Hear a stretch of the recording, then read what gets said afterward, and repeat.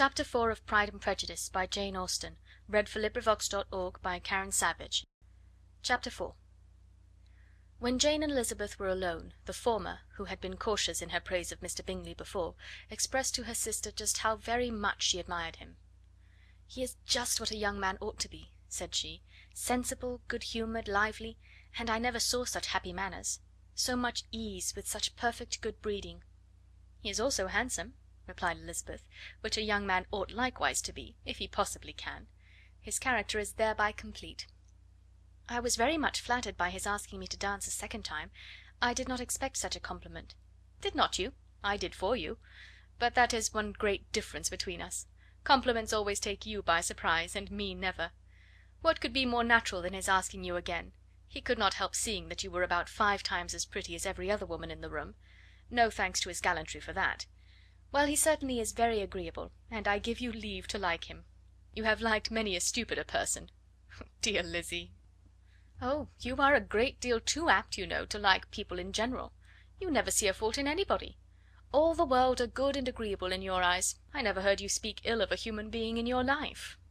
"I would not wish to be hasty in censuring any one, but I always speak what I think." "I know you do, and it is that which makes the wonder. With your good sense, to be so honestly blind to the follies and nonsense of others. Affectation of candour is common enough, one meets with it everywhere, but to be candid without ostentation or design, to take the good of everybody's character and make it still better, and say nothing of the bad, belongs to you alone. And so you like this man's sisters too, do you? Their manners are not equal to his." "Certainly not, at first, but they are very pleasing women when you converse with them. Miss Bingley is to live with her brother and keep his house, and I am much mistaken if we shall not find a very charming neighbour in her." Elizabeth listened in silence, but was not convinced. Their behaviour at the assembly had not been calculated to please in general, and with more quickness of observation and less pliancy of temper than her sister, and with a judgment too unassailed by any attention to herself, she was very little disposed to approve of them. They were, in fact, very fine ladies, not deficient in good humour when they were pleased, nor in the power of making themselves agreeable when they chose it, but proud and conceited. They were rather handsome, had been educated in one of the first private seminaries in town, had a fortune of £20,000, were in the habit of spending more than they ought, and of associating with people of rank, and were therefore in every respect entitled to think well of themselves and meanly of others. They were of a respectable family in the north of England, a circumstance more deeply impressed on their memories than that their brother's fortune and their own had been acquired by trade. Mr. Bingley inherited property to the amount of nearly £100,000 from his father, who had intended to purchase an estate, but did not live to do it. Mr. Bingley intended it likewise, and sometimes made choice of his county, but as he was now provided with a good house and the liberty of a manor, it was doubtful to many of those who best knew the easiness of his temper whether he might not spend the remainder of his days at Netherfield, and leave the next generation to purchase.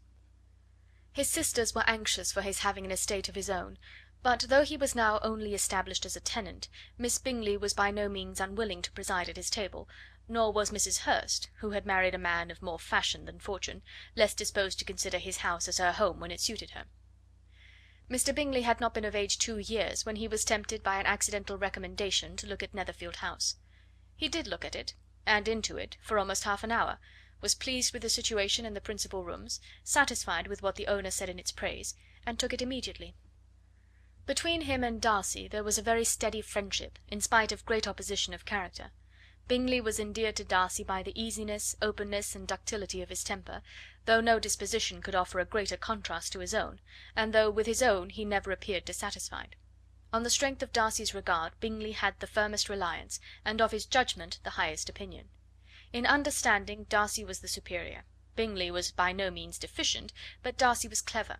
He was at the same time haughty, reserved, and fastidious, and his manners, though well bred, were not inviting. In that respect his friend had greatly the advantage. Bingley was sure of being liked wherever he appeared. Darcy was continually giving offence.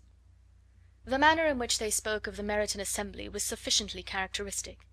Bingley had never met with more pleasant people or prettier girls in his life.